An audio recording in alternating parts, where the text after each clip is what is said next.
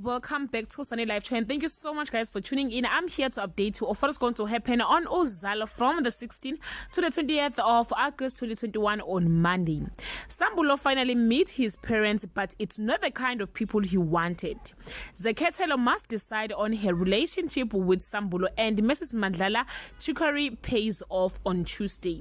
Amidst all the chaos and disruptions, Zeketelo and Sambulo find their way back to each other's arms again. Mrs. Mandlala and Sbu catfish each other on the Uzalo app on Thursday. Nkunzi makes an example out of his own son. Nosipho makes it clear her business overrides everything else in her life. Sbu has a surprise for Mrs. Mandlala on Friday.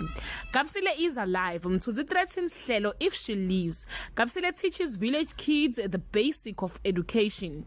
Guys, this is all I have for today. You can leave your comment below and share your opinion. Bye.